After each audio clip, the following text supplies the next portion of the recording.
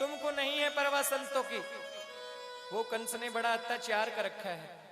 अरे यज्ञ करना बंद कर दिया, पूजा पाठ करना बंद कर दिया, बड़ा अत्याचार कर रहा है। कंस को कब मारोगे? कंस का कल्याण कब करोगे? ये सुनकर के भगवान कृष्ण कहने लगे, नारद जी आप इधर मुझे बोल रहे हो कि कंस को कब मारोगे, उधर कंस को बोल आए कि कृष्ण को कब मारोगे। नारद जी कहते हैं, प्रभु बात तो एक ही है। अरे आप कंस के पास जाएंगे तो भी कंस को मरना है? और कंस आपको बुला लेगा तो भी कंस को ही मरना है। नारद जी ने कहा तो भगवान कहने लगे, हे नारद जी मुझे भी लगता है कंस के पापों का घड़ा अब भर गया है। अरे उसका पापों का घड़ा भर गया है। व्यक्ति जब तक पाप कर सकता है जब तक उसके पापों का घड़ा ना भरे। लिखा ना, जब तक तेरी छूट है, जब तक पापों का घड़ा ना भरे ना तब तक महाराज। मुझे लगता है कंस के पापों का घड़ा भर गया, कंस का कल्याण करना है। हाँ ऐसा ही होगा। उधर अक्रूर जी को कंस ने बुलाया। कंस ने बुलाया अक्रूर को और कहा, हे अक्रूर जी आप कृष्ण के पास जाओ, आप कृष्ण के पास जाओ और कृष्ण को बुला करके लेके आओ। तो कंस ने अक्रूर को बुलाया। किसको? अक्रूर जी को बुलाया है। अक्रूर से कहा कि जाओ और उस कृष्ण को लेकर के आओ। वो कृष्ण रोज, मैं राक्षसों को भेजता हूं, राक्षसों को मार डालता है, तुम जाओ कृष्ण को लेकर के आओ। अरे हम उस कृष्ण को मार डालेंगे।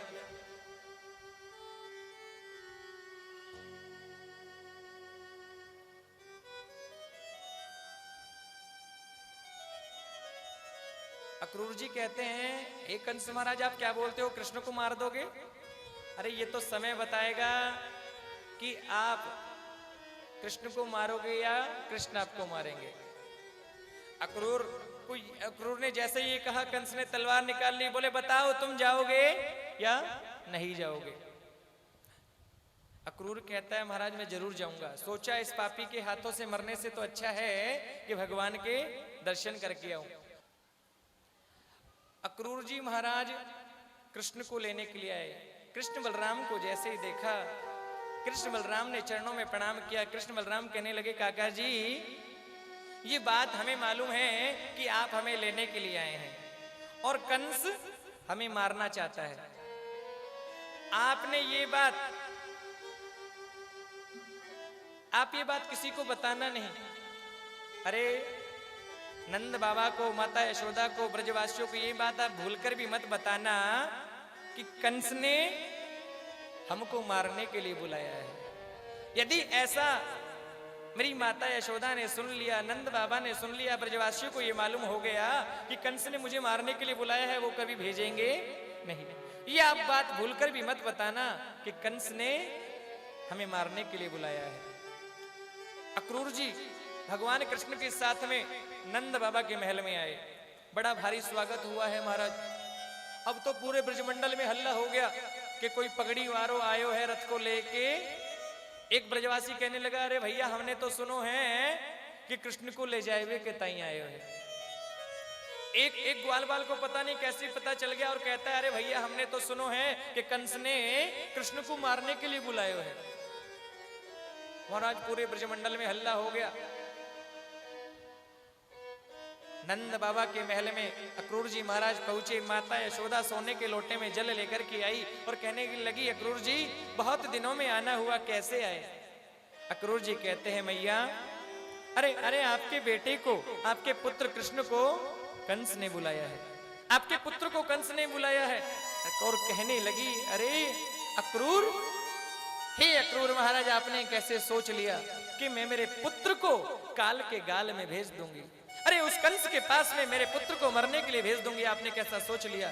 यदि आप कहें तो मैं मेरी कुबेर जैसी संपदा आपको 1 मिनट में दे दूं, लेकिन अपने पुत्र को कंस के पास भेज दूंगी, ऐसा कभी नहीं हो सकता। महाराज कन्हैया माता के पल्लू के पीछे खड़े हैं, नंद बाबा खड़े हैं। और सोचने लगे यदि आज मैया ने मना कर दिया तो आगे की लीला तो अधूरी ही रह जाएगी, आगे की लीला अधूरी रह जाएगी। कन्हैया आगे, अरे मैया सब ब्रजवासी जावे, सब बाल गोपाल जावे, मेला देख कर के आवे और हम भी मथुरा जाएंगे, 2 दिन मेला देख करके लौट आएंगे, 2 दिन मेला देख करके लौट आएंगे। नंद बाबा कहने लगे, अरे यशोदा तुम काहे को चिंता कर रही हो, हम जाएंगे ना। अरे धनुष मेले का आयोजन है, तुम्हारे कृष्ण का बाल भी बाका नहीं होगा, तुम चिंता मत करो, तुम बिल्कुल चिंता मत करो, हम साथ में जाएंगे और 2 दिन में लौट करके ले आएंगे। भगवान कृष्ण कहते हैं, मैया तुम चिंता मत करो, परसों आगमिष्यामि, मैं परसों लौट करके आ जाऊंगा। महाराज नंद बाबा ने कहा, भगवान कृष्ण ने कहा, अक्रूर जी कहते हैं, देवी हे यशोदा मैया आप ऐसे ही चिंता करते हैं, चिंता ना करो, हम 2 दिन में भेज देंगे, 2 दिन में लौट करके आ जाएंगे। महाराज सभी ने जिद की तो मैया ने हाँ भर दी, बोले हाँ ठीक। लेकिन महाराज मैया के तो आंखों के आंसू ही नहीं थमते। अब पूरे ब्रजमंडल में हल्ला हो गया कि एक पगड़ी वाला आया है कृष्ण को लेने के लिए, रथ को लेकर के आया है। महाराज आज पूरे ब्रजमंडल में भोजन नहीं बना।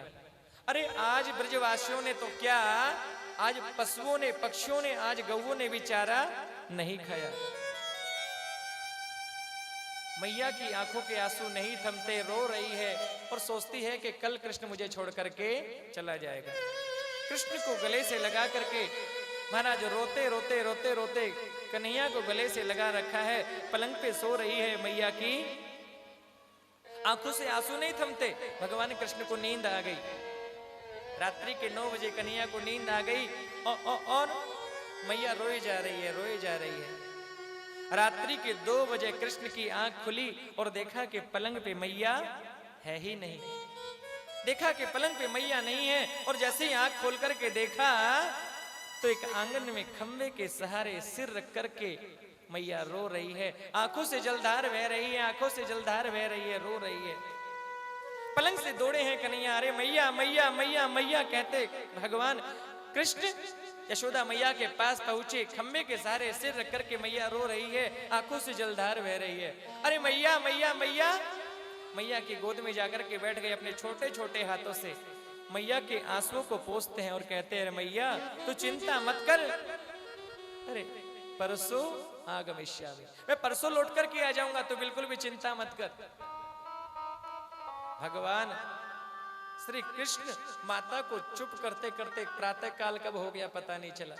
मैया चुप नहीं हो रही है महाराज, प्रातः काल हुआ, मैया मूर्छित होकर के पड़ गई। अक्रूर जी ने कहा कृष्ण चलने के लिए तैयार हो जाओ, कृष्ण चलने के लिए तैयार हुए। जैसे ही नंद बाबा ने महल का द्वार खोल करके देखा, लाखों ब्रजवासियों की भीड़ आज द्वार पर लगी है। अनेक ब्रजवासी, गोपी, गौवे, बछड़े। महाराज गोपी कहने लगी, अरे अक्रूर, तुझे अक्रूर किसने बना दिया, तू तो अक्रूर नहीं, विधाता ने तुझे आज क्रूर बना करके भेजा है। अरे तू कृष्ण बलराम को ले जाने के लिए आया है, तू जानता है ये कृष्ण बलराम कोई और नहीं, ये हमारी आंखें हैं, और हमारी आंखों को तू हमारे शरीर से निकाल करके ले जाएगा। विधाता ने तुझे अक्रूर नहीं, तुझे क्रूर बना करके भेजा है। महाराज जाने के लिए तैयार हुए। रथ में जैसे ही भगवान कृष्ण बैठे हैं, बलराम बैठे हैं, अक्रूर जी चलने के लिए तैयार हुए। कुछ गोपी रथ के मार्ग में नीचे लेट गई, कहती है हम जाने नहीं देंगे। एक दूसरी गोपी कहती है, अरे बहना यहाँ पर बड़े बड़े बाबा बुजुर्ग सब खड़े हैं और तुम रथ के मार्ग में नीचे लेट गई। वो गोपी कहती हैं, जब जीवन का सार ही हमें छोड़ करके जा रहा है तो इन बंधु बांधवों की परवाह क्या करना। किमनो करिष्य कुलस्य बांधवो जना, ये कुल के बांधव जन क्या करेंगे। अरे जब हमारी आंखें, हमारे प्राण ही हमें छोड़ करके चले जाएंगे तो इनकी परवाह क्या करना।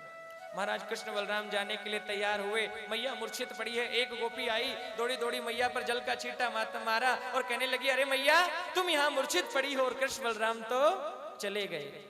महाराज जैसे ही ये कहा, मैया पीछे पीछे रथ के पीछे दौड़ रही है, अरे कृष्ण अरे कृष्ण अरे कृष्ण। जैसे ही भगवान कृष्ण ने मैया को देखा, महाराज रथ चलते रथ से नीचे दौड़ पड़े। मैया मैया मैया करते मैया को गले से लगा लिया। मैया कहने लगी, अरे कृष्ण मुझे तो आज पता चला है, अरे मुझे तो आज पता चला है बेटा, तू मेरो लाला है ही नहीं। अरे तू मेरो लाला ना है, मुझे तो आज अक्रूर ने बताया तू मेरो लाला ना, तू तो देवकी को पुत्र है। अरे बेटा इस बात को याद करके कभी रोना नहीं कि इस ग्वालिन ने एक माखन की मटकी तोड़ने के लिए तुझे उखल से बांध दिया। बेटा मुझे माफ कर देना। ये सुनकर के भगवान कृष्ण मैया के गले से लग गए, रोने लगे, कहने लगे अरे मैया कैसी बात करे, माँ तुम्हारा कर्ज तो मैं सैकड़ों जन्म लेकर भी चुका नहीं सकता। इन ब्रजवासियों का, इन गोपियों का, मैया आपका, नंद बाबा का कर्ज मैं कभी चुका नहीं सकता। और आप करती हो मैं देवकी का पुत्र हूं। अरे माता देवकी ने मुझे जन्म दिया, वो मेरी माँ है, लेकिन उससे पहला अधिकार माँ आपका है कि आपने मुझे पाला है। अरे जरा सा स्वास्थ्य खराब हो जाता, ज्योतिषियों वेदों की लाइन लगा देती, आप बोलती कि मेरे लाला को क्या हो गए हो। माँ आपका कर्ज मैं कभी उतार नहीं सकता, लेकिन तुम चिंता मत करो, मैं परसों लौट करके आ जाऊंगा। कहते हैं भगवान श्री कृष्ण मैया को समझाते हैं और समझा करके नंद बाबा और अक्रूर जी ने कहा चलो कृष्ण अब देर हो रही है।